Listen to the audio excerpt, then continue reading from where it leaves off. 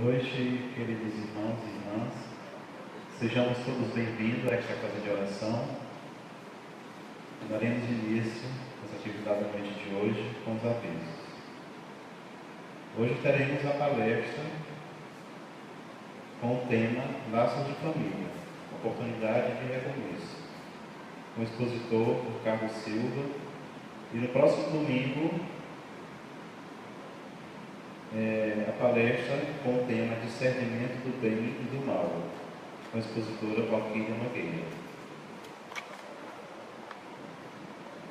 Acontecerá também a palestra infantil com o tema Perdão na Família, com o palestrante Ribamar Júnior, com violão e bonecos. Acontecerá no dia 20/5, na Casa Espírita Sede do Lar Espírita Casa do Samaritano. Também acontecerá uma roda de conversa com os pais. O tema Viver em Família. A data, dia 25/5, próximo domingo. O horário, 21/5, no próximo domingo, né? O horário será das 9 às 10h30. O local é aqui nessa federativa. A facilitadora é a Amélia Costa. E acontecerá, a partir dos dias 10, do dia 2 a 11/6, o Salip.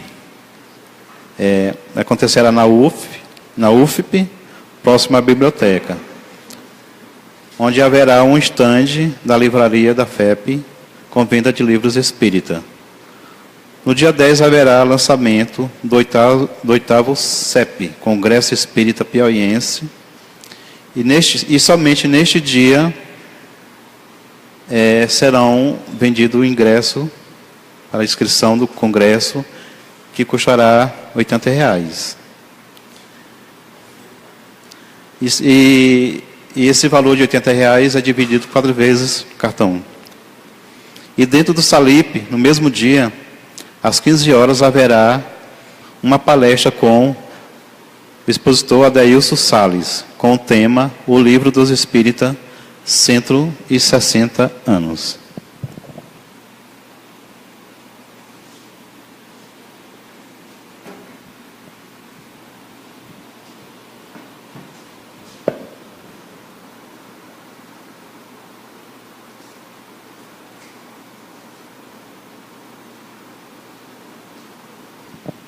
E para a gente começar a se harmonizar, eu vou ler uma mensagem intitulada Compadece-te dos teus, psicografado pelo Chico Cândido Xavier, pelo Espírito Emmanuel. A nossa petição pode parecer estranha. Compadece-te daqueles que mais amas. Entretanto, o apelo não pode ser outro naquilo que pretendemos dizer. Porquanto, no plano físico, não raro, externamos a capacidade afetiva com enorme peso de autoridade. Compadece-te dos teus pais no mundo. Nem sempre pairam eles na altura espiritual que desejas. Doaram-te, no entanto, o corpo em que vives. Protegeram-te carinhosamente na infância. E se não puderam sustentar a harmonia recíproca, ou se foram defrontados por lutas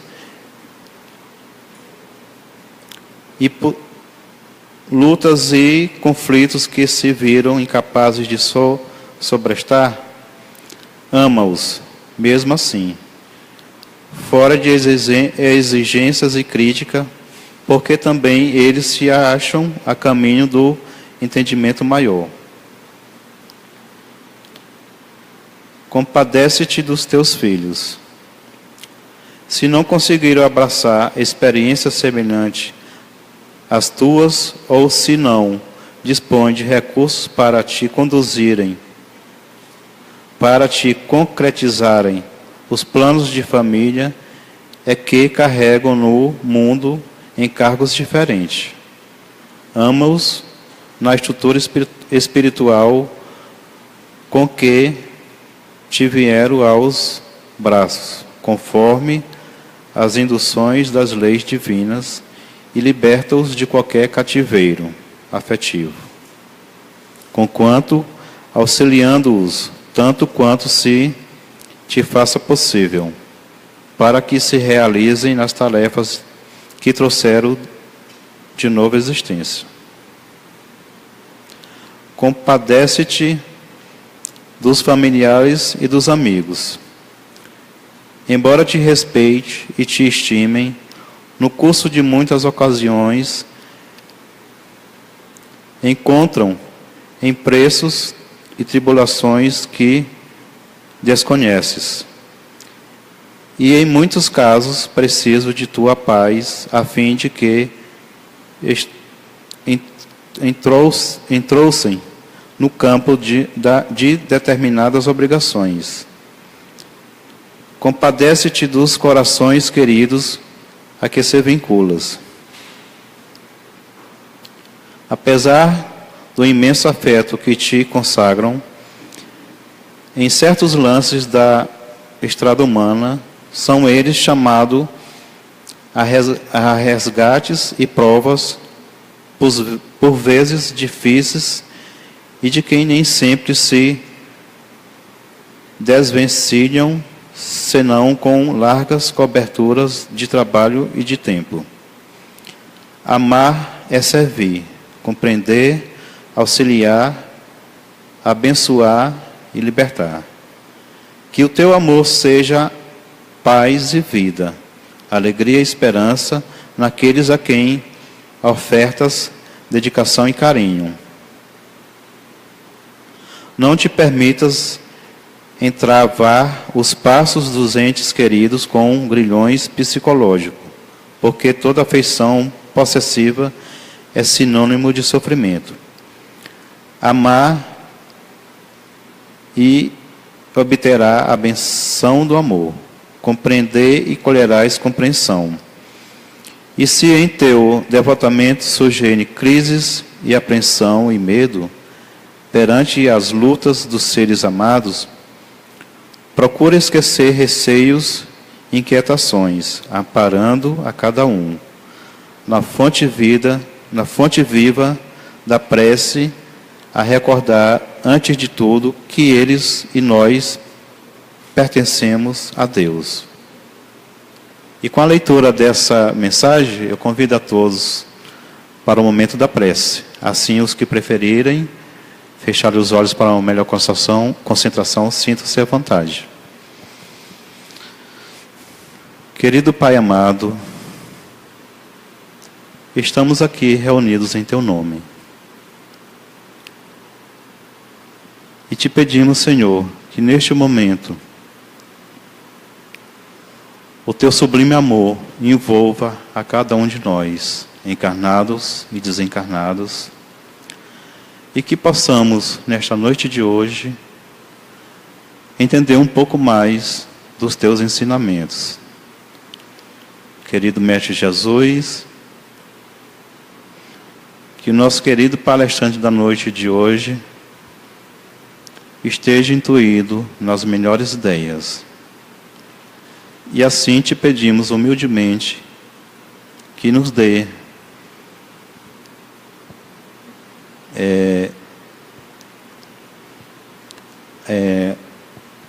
que possamos neste momento dar por iniciado mais os trabalhos da noite de hoje. Que assim seja, graças a Deus. Agora passo a palavra para o nosso querido irmão Ricardo.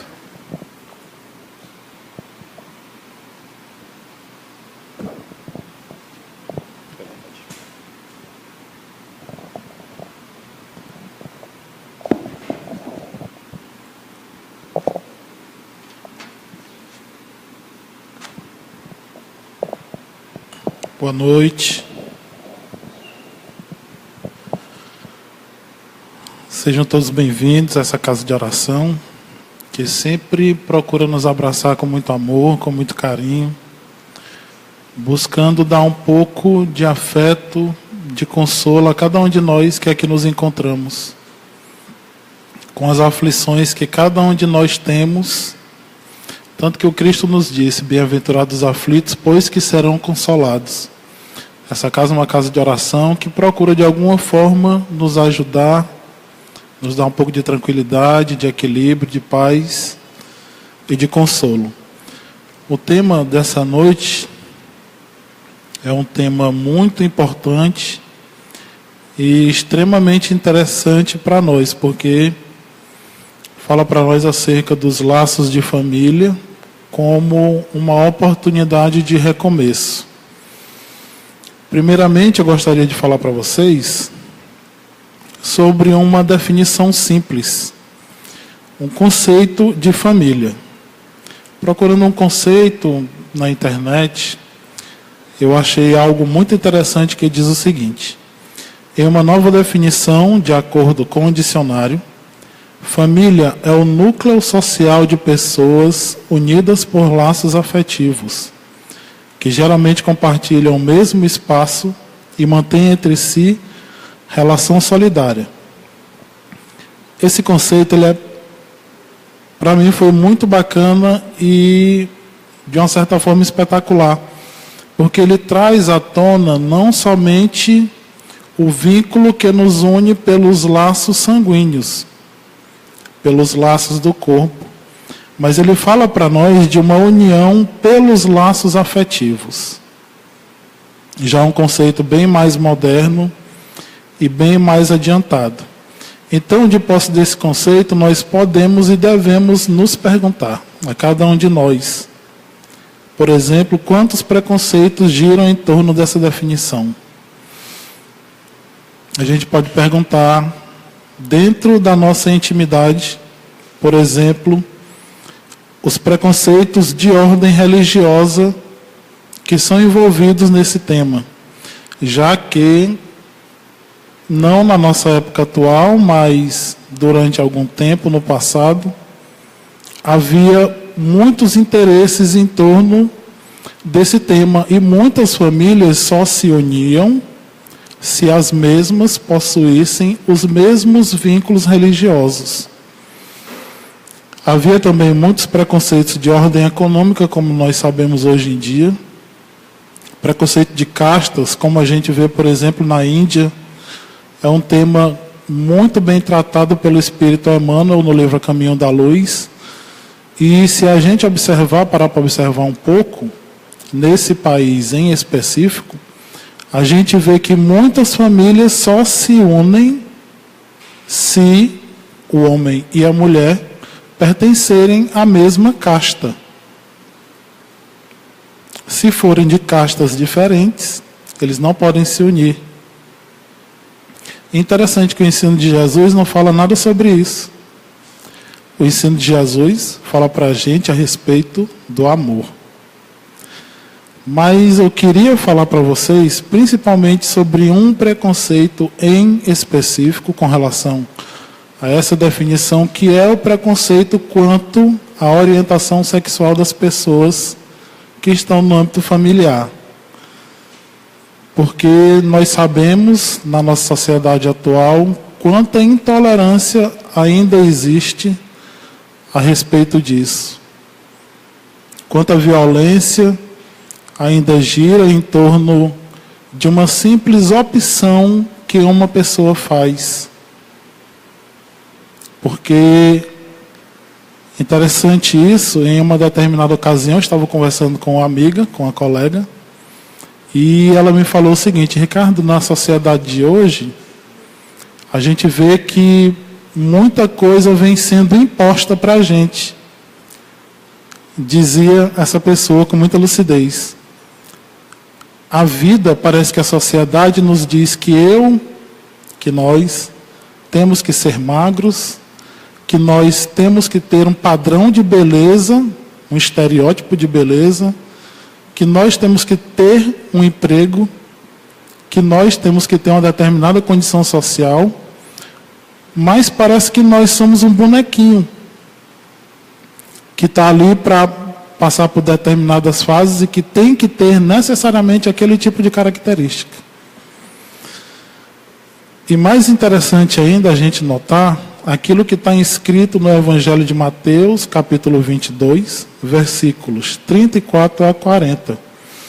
Nessa passagem nós encontramos a maior de todas as máximas de Jesus. Ela nos diz o seguinte: os fariseus, ouvindo que ele Jesus, fizera calar os saduceus, reuniram-se em conselho, e um deles, testando-o, o interrogou: Mestre, qual é o grande mandamento da lei? Ele, Jesus, lhe disse: amarás o Senhor teu Deus com todo o teu coração, com toda a tua alma e com toda a tua mente. Em alguma tradução, em algumas outras traduções, com toda a tua força, com todas as tuas posses. Esse é o primeiro mandamento. E o segundo, semelhante a esse: amarás o teu próximo como a ti mesmo. É de impressionar a lucidez e a atualidade do pensamento de Jesus, que há 2000 anos veio deixar para nós um evangelho como um roteiro de vida, que cada um de nós podemos e devemos seguir. E mais impressionante ainda é como Jesus fala a respeito disso, porque ele fez questão de utilizar uma palavra genérica. Ele não disse para nós que o próximo é o branco, ele não disse para nós que o próximo é o negro, nem que é o homem, nem a mulher, nem o heterossexual, nem o homoafetivo. Jesus simplesmente disse para nós: ama o teu próximo, seja ele quem for. Então, como nós podemos então impor que a família deve ser de tal ou qual forma, quando Jesus nos impõe tão somente o amor?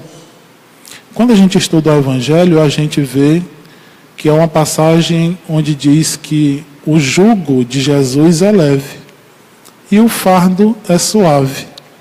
E na explicação, ela nos diz que a única imposição que o Cristo nos faz é um pedido, que talvez não seja nem uma imposição, talvez seja realmente um clamor que o Cristo nos faz, que é o de amar, o de doar o nosso amor, o de amar os nossos irmãos, independentemente da condição em que eles se encontrem. Porque foi exatamente isso que Jesus fez. Daí nós compreendermos então o texto contido no item 5 do capítulo 6, quando Jesus nos fala uma frase muito interessante. Ele diz: o Espírito da Verdade nos diz que Jesus foi o vencedor do mal. E continua dizendo: sede vós os vencedores da impiedade. Quanta impiedade ainda há dentro de cada um de nós. Quanta impiedade nós ainda temos nos nossos corações, ainda tão fragilizados pelo orgulho e pelo egoísmo. E tal qual essa minha amiga me disse nessa conversa, nós ainda tentamos de alguma forma impor o nosso pensamento, a nossa maneira de pensar, aquilo que eu acho que é correto sobre o meu irmão. Se eu tenho um determinado pensamento religioso, eu só aceito as pessoas que também tenham esse mesmo determinado pensamento religioso. Quanta briga, quanta intolerância nós não vemos no mundo de hoje com as pessoas que têm uma posição radical ou até extrema quanto à religião. Basta que a gente lance o nosso olhar para o Oriente Médio, por exemplo, para a gente ver o caldeirão que é um local daqueles. Mas não somente no Oriente Médio, aqui mesmo no Brasil, aqui mesmo em Teresina. Tem algumas palestras na internet que de vez em quando eu gosto de olhar, e uma delas fala a respeito de um trabalhador espírita que estava participando da campanha do quilo. E nessa oportunidade da campanha do quilo, é um trabalho muito bonito, muito abençoado, onde eles passam de casa em casa pedindo alimento para as pessoas, e muitas vezes eles dão em retribuição a mensagem ou o livro, aquilo que o centro espírita pode doar. E eles visitaram uma casa, bateram em uma porta de uma pessoa que não era espírita. Ele procurou explicar o que é que estava acontecendo, disse que estava participando da campanha do quilo, que gostaria que aquela pessoa doasse 1 quilo de alimento para ele levar. E essa pessoa simplesmente olhou para ele e cuspiu na cara dele. Mas a reação desse trabalhador foi o que mais me admira, porque ele simplesmente retirou um lenço do bolso dele, limpou o cuspe que estava no rosto dele e disse para essa pessoa: meu irmão, isso daqui foi o que você deu para mim. E para os necessitados, o que é que você tem para dar? Mas a gente vê ainda quanta intolerância existe, não somente contra os espíritas, mas também contra os católicos e muito mais contra os evangélicos. Quanto de nós ainda julgamos, achando que nós somos melhores do que as pessoas que pertencem a um outro segmento religioso. E o Cristo nos diz: não julgai para não serdes julgado com a mesma medida. É a lei de causa e efeito, é a lei de ação e reação. E é aquilo que o Cristo nos disse quando falou que a cada um será dado segundo as suas obras. Às vezes eu brinco dizendo: se eu planto melancia, eu não posso colher melão. É impossível. Então, se eu ainda sou intolerante, seja no que for, não somente em relação à religiosidade, eu vou colher a intolerância também para mim. Até para que eu possa parar para pensar naquilo que eu estou dizendo. Haroldo Dutra Dias, ele nos fala uma coisa muito interessante a respeito da expiação. E ele nos diz que a expiação, ela nos faz nos colocar no lugar do outro. Quando eu estou passando por um processo expiatório, eu estou experimentando o que o outro já experimentou, que muitas vezes eu fiz com ele. E a gente precisa parar um pouquinho para pensar naquilo que o outro está sentindo, naquilo que o outro está passando. E esse é justamente o significado da palavra misericórdia. Misericórdia é colocar o nosso coração no sofrimento alheio. A importância da família no atual contexto da nossa sociedade. A questão de número 775 do Livro dos Espíritos nos faz a seguinte indagação. É muito interessante o que ele fala. Pergunta Allan Kardec aos imortais: qual seria para a sociedade o resultado do relaxamento dos laços de família? Ele está perguntando para a gente. Imaginem que na nossa sociedade a família falisse, que ela não mais existisse. O que aconteceria? Respondem os imortais da codificação.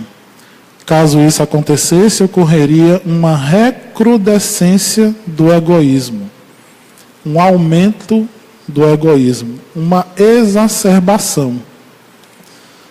E o próprio Livro dos Espíritos fala para a gente que as duas maiores chagas da humanidade são justamente o nosso orgulho e o nosso egoísmo. E Joana de Ângeles, no prefácio do livro SOS Família, posso mostrar então? Que é esse livro aqui, que é um livro espetacular, que eu recomendo a leitura para vocês, quem quiser comprar. Joana de Ângeles, nesse livro, no prefácio desse livro, ela nos diz: Toda vez que a família se desestrutura, a sociedade cambaleia, a cultura degenera, a civilização se corrompe. Quando a gente para um pouquinho para pensar, nós vemos que a importância da família, ela se dá principalmente porque a família é um encontro de almas. E nós precisamos começar a pensar, a tentar ver as coisas sob o prisma espiritual, não somente pelo prisma corpóreo. Quando a gente fala que nós somos espíritos imortais, e muitos de nós já sabemos que somos espíritos imortais, mas ainda não vivemos como se fôssemos espíritos imortais. E quando eu estava vindo para cá, eu vinha pensando em como nós ainda mantemos um determinado ponto de vista durante muito tempo em nossa vida. Como nós ainda temos o pensamento cristalizado sobre determinados assuntos, como esses que nós falamos, de ordem econômica, de ordem social, da convivência com os familiares, das relações homoafetivas ou heteroafetivas. Muitos de nós ainda temos isso cristalizado dentro de nós. Mas quanto tempo nós vamos demorar nessa posição? É a pergunta que nós devemos nos fazer. Porque sendo o espírito imortal, eu, Ricardo, carregarei o meu pensamento e o meu sentimento para onde eu for.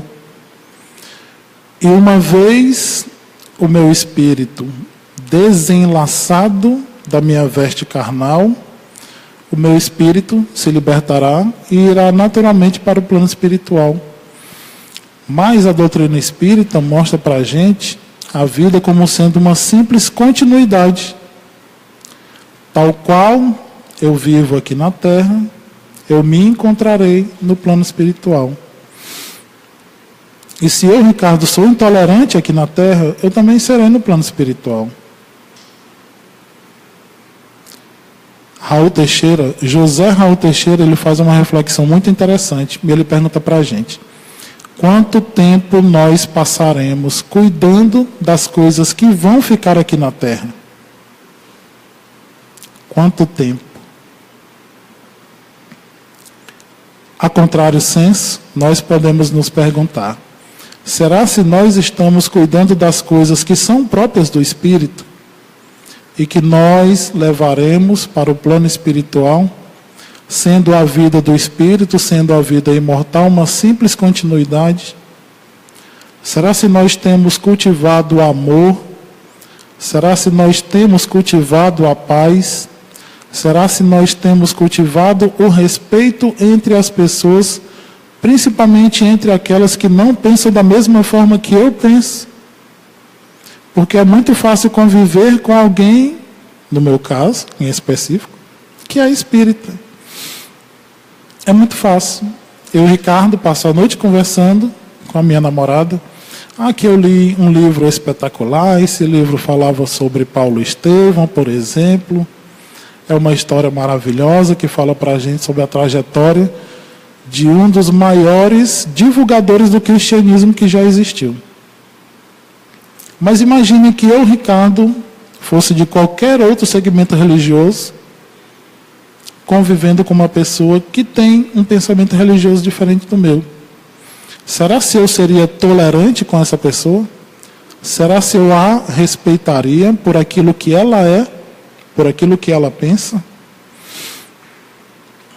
Porque uma coisa nós precisamos aceitar: nós não vamos conseguir mudar ninguém, salvo através do meu exemplo. Mas as minhas imposições não vão fazer com que ninguém mude. Se fosse assim, seria muito fácil. Porque Jesus, que é o portador da verdade, é o portador do amor, desceria com a espada, porque ele tem poder, e nos faria pensar de outra forma. Mas o próprio Cristo disse para a gente, disse para nós: aquele que quiser vir após mim, aquele que quiser, vejam como eu lhe respeito o livre-arbítrio. Aquele que quiser vir após mim, negue-se a si mesmo, tome a sua cruz e siga-me. Respeito ao livre-arbítrio. A opção que ele nos dá de nos arrepender, de pensar naquilo que nós estamos cultivando para a nossa vida, o mérito que nós estamos construindo para a nossa vida, ou o demérito que nós estamos construindo para a nossa vida. Porque esse nós também levaremos para o plano espiritual.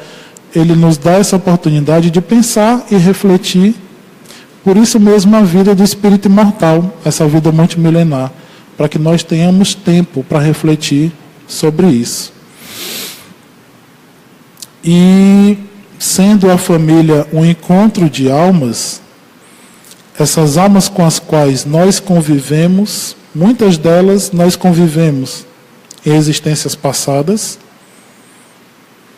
Muitas vezes a família ela é formada por um grupamento de espíritos que conviveram em encarnações passadas e que se unem através dos laços de simpatia ou de antipatia, pelos laços do amor ou pela necessidade de resgate que cada um de nós temos. Mais uma vez repetindo, essas almas as quais muitas vezes nós mesmos desencaminhamos do caminho reto. Vejam como isso é interessante, porque às vezes a gente tem na nossa casa ou fora da nossa casa, tentando colocar um âmbito mais abrangente, a gente vê uma determinada pessoa que é tão difícil de conviver que a gente chama popularmente a pedra no nosso sapato. Pode ser um filho, pode ser um irmão, pode ser um sobrinho, pode ser qualquer pessoa. E aquela pessoa é de uma convivência muitas vezes insuportável para a gente. Mas cabe a cada um de nós pensar por que essa pessoa, que essa alma renasceu justamente nesse lugar. Na minha família, ou numa casa que fica ali pertinho da minha casa, e toda vez que eu vou passar para sair para o meu trabalho, para o meu estudo, eu tenho que dar de cara com ela. Não tem como eu fugir. Eu preciso aprender a conviver com aquela pessoa. Eu preciso aprender, após a simples convivência, a amar aquela pessoa, porque essa é a grande proposta, é a grande missão que cada um de nós temos. É o de aprender a amar. Daí nós vemos de onde se originam as relações de simpatia e antipatia entre as pessoas, e as quais são comentadas pelo Espírito Emmanuel na questão de número 173 do livro Consolador. Uma questão muito interessante. Infelizmente eu não estou com o livro aqui para falar para vocês. Mas daí também nós compreendermos a infinita misericórdia divina. Essa grande oportunidade que nos concede a bênção de renascer no cadinho familiar, a fim de que possamos aprender a amar o nosso adversário do passado. A reencarnação, meus amigos, é uma grande bênção. Porque, mais uma vez, adotando o ponto de vista da vida futura, como nos fala o Evangelho segundo o Espiritismo, adotando o ponto de vista da vida imortal, eu compreendo que aquilo que eu ainda não fiz, ou que eu fiz, que não foi tão bonzinho assim, não foi tão legal, eu precisarei retornar para refazer.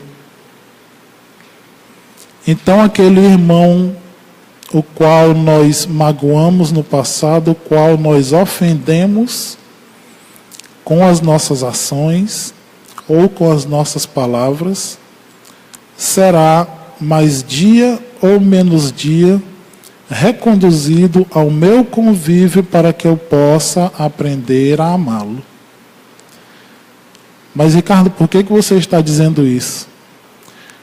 Porque, como o próprio Evangelho segundo o Espiritismo nos fala, os corações daqueles que são adversários não batem no mesmo compasso. O que é que isso quer dizer? Quer dizer que quando eu encontro um adversário meu, a primeira reação que eu tenho é de tentar me afastar dele de qualquer maneira. Se alguém me fez mal, muitas vezes a gente diz, e isso a gente escuta muito: olha, Ricardo, eu não tenho nada contra essa pessoa é uma pessoa maravilhosa, mas ela no norte e eu no sul. Como a gente é bobinho. Porque a vida naturalmente nos coloca perto dessa pessoa. Porque nós vamos precisar aprender a amar se nós não quisermos sofrer. O sofrimento, ele provém da falta de amor que nós ainda temos por nós mesmos, pelas nossas imperfeições, porque ainda nós sentimos raiva, sentimos ódio, sentimos mágoa, sentimos rancor, mas nós ainda não aprendemos a amar o nosso próximo. E é daí que vem o nosso sofrimento. O sofrimento não é fortuito, ele tem uma causa muito bem definida. Quando nós falamos da oportunidade de renascer no seio familiar, eu me lembrei de uma pequena história. Só um instantinho que eu vou beber um pouquinho de água.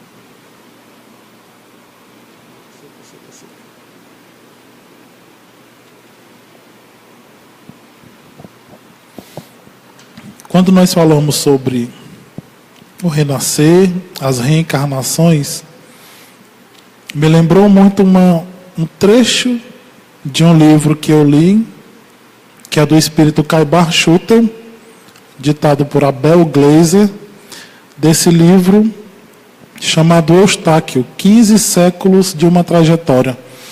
Um livro muito, muito interessante. E ele fala de uma forma que muito nos impressiona. Ele conta a história de um espírito que em uma de suas encarnações se chamou Eustáquio, e mostra toda a sua trajetória espiritual. Uma dessas encarnações me chamou muito a atenção, porque esse espírito tinha uma certa deficiência com relação à sede que ele tinha pelo poder, a ganância que ele tinha pelo dinheiro. Algo que a gente está vendo muito nos nossos noticiários, né? Mas, como disse a nossa mensagem de abertura, nós precisamos nos compadecer dos nossos irmãos que ainda possuem essas características. Muito interessante essa história. Ela fala de uma das encarnações dele, onde ele renasceu na África como um escravo negro. E a família dele, já na própria família, ele reencarnou com vários adversários do passado dele. O pai o abandonou, a mãe também ficou ausente, a irmã não quis ficar com ele. Em uma determinada época apareceu um navio negreiro, o sequestrou. Durante a viagem, ele foi muito maltratado, foi muito machucado. E nessa viagem em específico, ele encontrou uma pessoa que era também um outro adversário do seu passado. Mas como isso foi importante para ele? Porque esse adversário, em específico, ele aprendeu a amá-lo. Mesmo ele o ofendendo o tempo todo, mesmo ele o machucando, mesmo ele abrindo feridas no seu corpo e muitas vezes no seu coração. Esse espírito chamado Eustáquio, ele desencarna, retorna para a pátria espiritual, é recebido pela sua mentora, e quando ele é recebido, ela pergunta: Eustáquio, meu filho, você está se lembrando de mim? E ele, completamente atordoado, diz: onde é que eu estou? Quem é que são vocês? E ele fala: pelo amor de Deus, me leva para o meu feitor, Porque se ele descobrir que eu estou aqui, ele vai me bater de novo. E quando eu vi essa passagem, isso causou em mim um profundo compadecimento. Mas quando nós lemos o Evangelho segundo o Espiritismo, como consolador prometido que ele é, nós vamos ver que existe uma passagem chamada a paciência. E essa passagem, ela nos diz que a bênção, a dor é uma bênção que Deus envia aos seus eleitos. Não vos aflijais, pois, quando sofrerdes. Antes, bendizei de Deus onipotente, que pela dor nesse mundo vos marcou para a glória no céu. É muito difícil a gente parar para aceitar que o sofrimento pode ser uma bênção. É muito complicado. Porque nós ainda estamos tão apegados às coisas daqui da terra, aos nossos vícios, às nossas tendências, às nossas más paixões, à cristalização do nosso pensamento, que nós não podemos parar para entender como que a dor pode ser uma bênção. E muitas vezes, uma doença é o início da nossa regeneração. Muitas vezes ela é. E quando falamos sobre a família em específico, nós vemos que a união no seio familiar é uma grande oportunidade. E essa união é a chance de nós falarmos, de nós conversarmos com os familiares sobre vários assuntos que estão na ordem do dia. Imagine, por exemplo, que um membro da nossa família, seja ele quem for, um filho, sobrinho, marido, esposa, namorado, amigo, que ele sofra uma violência na rua, por exemplo, no seu colégio. Imagine que os coleguinhas desse nosso familiar batam nele. Esse familiar necessariamente vai voltar para casa. Quando ele voltar para casa, ele vai querer conversar com a gente. Daí a função da família de ser um acolhimento para essa pessoa. E se esse nosso familiar chegar para a gente no seu momento de aflição e nos perguntar: meu irmão, o que é que eu faço naquele momento de aflição dele? Porque ele foi agredido, porque ele foi espancado. Ele vai nos dizer: meu irmão, o que é que eu faço? Esse vai ser o momento da gente apresentar para ele o Evangelho de Jesus como roteiro da nossa vida. Porque se a gente abrir o Evangelho e procurar a solução para qualquer problema que existe na nossa vida, a gente vai encontrar. Daí a gente pode fazer a seguinte pergunta que eu acho que é muito válida para todos nós. O que Jesus faria nessa situação? Sendo Jesus o nosso divino modelo e guia da nossa humanidade. O que Jesus faria nessa situação? O ensino de Jesus, ele é muito claro. Ele fala a respeito do perdão e fala a respeito do oferecimento da outra face. Não eu, Ricardo, dar a minha face, virar o meu rosto para essa pessoa bater. Mas eu compreender que a outra face é oferecer o bem em retribuição ao mal que me fizeram. Isso é muito importante que a gente faça. Imaginem, por exemplo, em uma outra situação, que o nosso familiar chegue a casa e que tenha acontecido perto de nós ou com alguém conhecido um autocídio, um suicídio. Se essa pessoa chega aflita e pergunta para a gente, fala para a gente: meu Deus, aconteceu algo tão chocante, Ricardo, e eu não sei o que fazer nesse momento. Mais uma vez, vai ser a oportunidade para a gente apresentar o Evangelho de Jesus. E nessa oportunidade, a gente pode dizer para essa pessoa: senta aqui, meu filho, vamos conversar. O Evangelho de Jesus diz para a gente que o espírito é imortal, que o corpo A veste física perece, mas que a vida espiritual continua para todo sempre. Porque essa é a grande revelação do Espiritismo, a de que o Espírito nunca morre. Nunca morre. E a gente ainda pode dizer que, tal qual nós vivemos aqui na Terra, nós nos encontraremos no plano espiritual. Mas essa oportunidade também é a oportunidade de nós mostrarmos para aquela pessoa que todos nós receberemos uma nova chance, independentemente daquilo que nós tenhamos feito. Ricardo, aqueles traficantes do Morro do Rio de Janeiro vão ter outra chance? Claro que sim. Ricardo, uma pessoa que mata 100 outras pessoas vai ter outra chance? Claro que sim. Mas como o próprio Cristo nos disse, a cada um será dado segundo as suas obras. Então nós vamos colher, muitas vezes, já aqui na Terra e no plano espiritual, tudo aquilo que nós plantamos. A cada um será dado segundo as suas obras.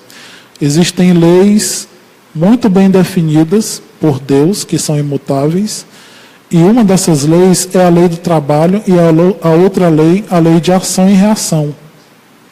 Então, de acordo com aquilo que eu fiz, de acordo com aquilo que eu trabalhei, será tudo aquilo que eu irei colher.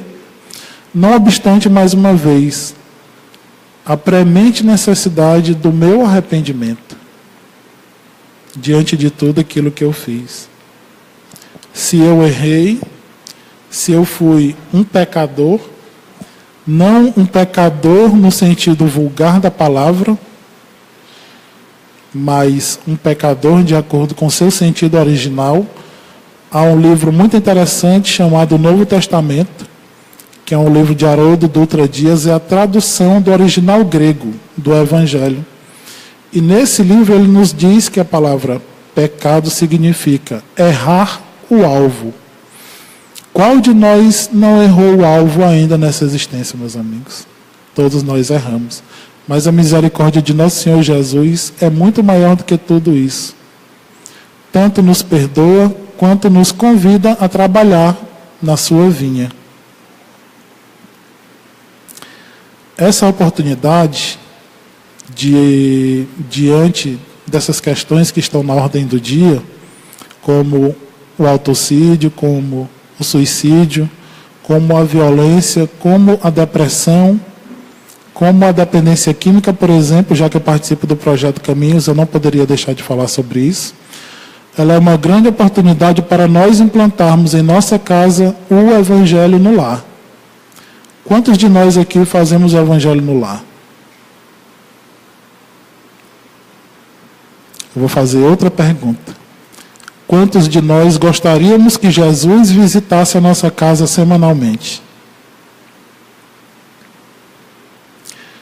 Se eu quero que Jesus me visite, será necessário que eu fale a respeito do Evangelho, mas não somente fale a respeito do Evangelho, que eu o cultive no meu seio familiar e no meu coração.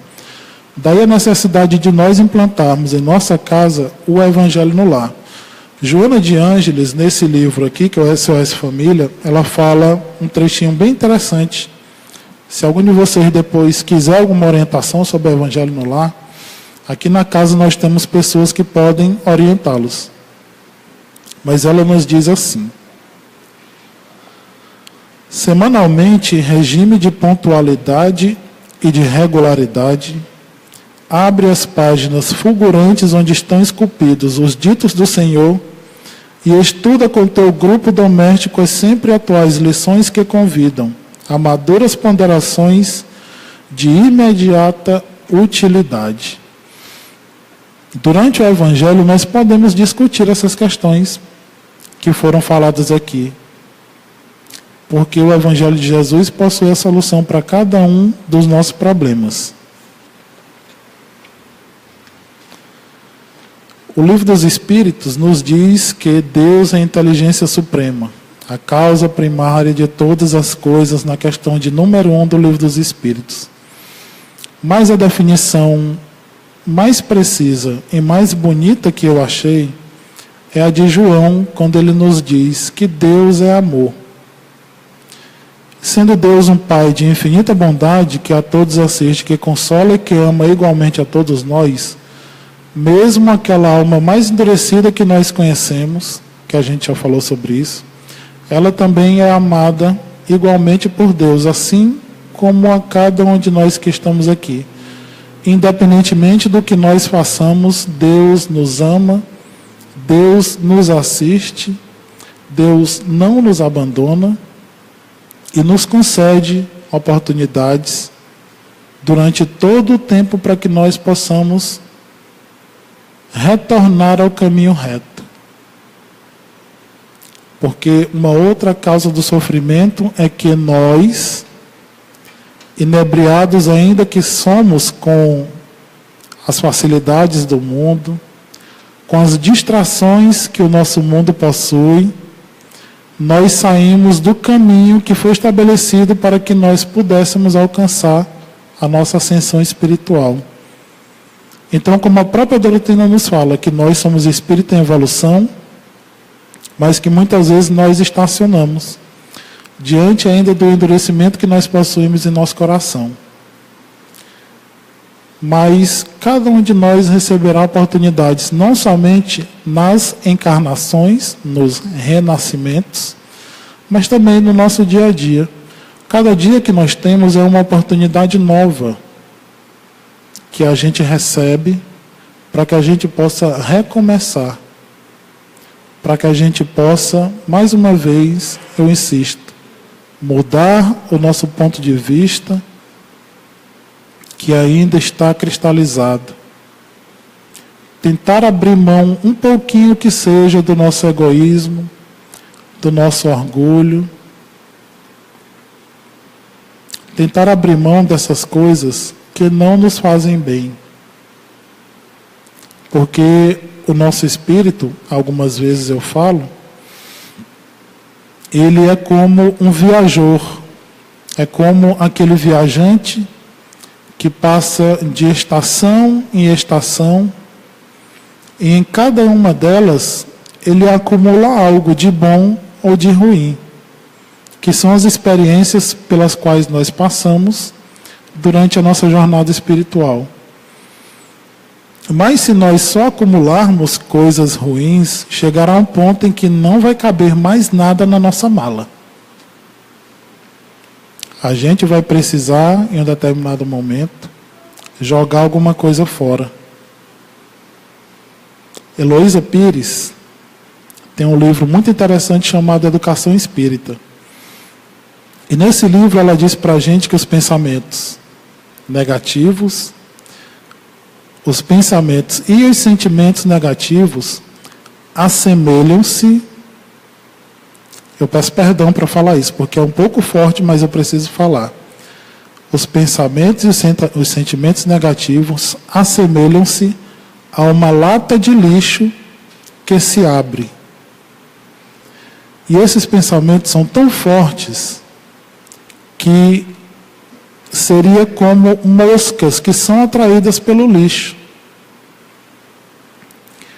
Por que então a gente vai continuar cultivando esse lixo mental? A gente já pode abrir mão disso, nós já temos condição. Mas acima de tudo, esse Pai amoroso, que é Deus, e esse amigo fiel, que é Jesus, eles nos convidam à confiança. A confiança de que as coisas podem melhorar e de que as coisas vão melhorar. E falando em confiança, há um texto muito bonitinho de autoria do espírito Meimei, psicografia do Chico, que nos fala mais ou menos assim: não percas a tua fé entre as sombras do mundo.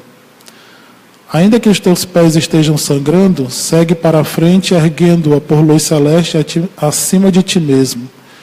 Crê e trabalha, esforça-te no bem e espera com paciência. Tudo passa. Eu vou repetir, meus amigos. Tudo passa. Qualquer aflição que que nós tenhamos nesse momento, ela vai passar. Tudo passa e tudo se renova na terra, mas o que vem do céu permanecerá. De todos os infelizes, os mais desditosos são os que perderam a confiança em Deus e em si mesmos. Porque o maior infortúnio é sofrer a privação da fé e prosseguir vivendo. Eleva, pois, o teu olhar e caminha. Luta e serve. Aprende e adianta-te. Brilha a alvorada além da noite.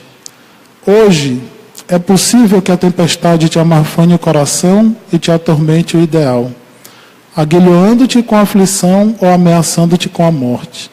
Não te esqueças, porém, de que o amanhã será um novo dia. O amanhã será um novo dia e ele vai brilhar com muita intensidade para cada um de nós que aqui estamos. Mas nós precisaremos dar um passo firme rumo à nossa felicidade. Porque a felicidade depende de cada um de nós. A felicidade no âmbito familiar também depende de cada um de nós. Muitas vezes depende da gente aprender a baixar a guarda.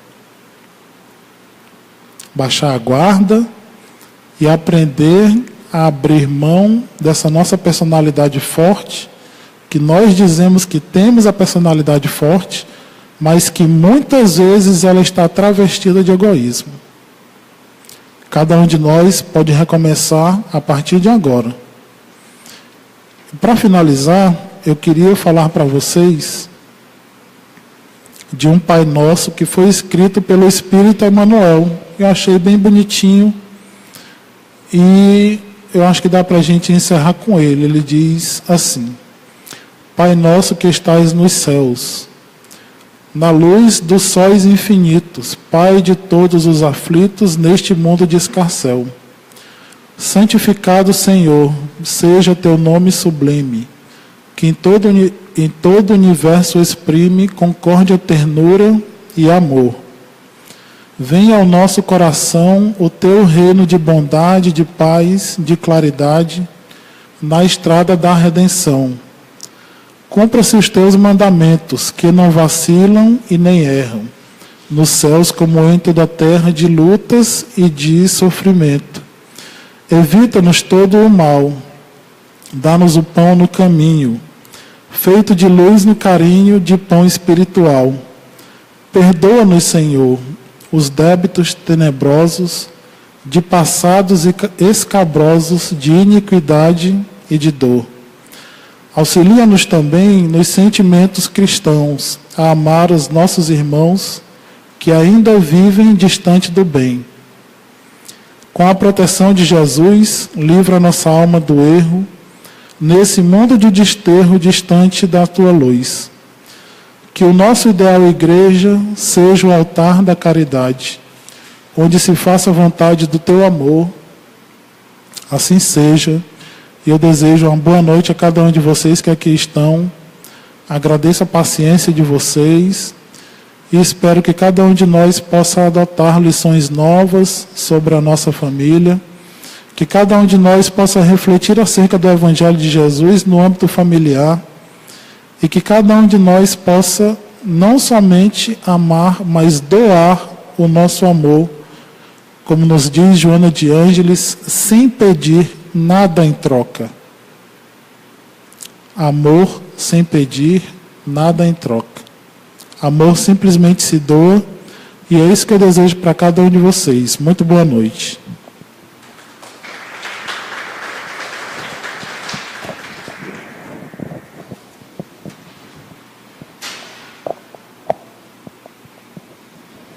Agradecemos a explanação do nosso companheiro Ricardo.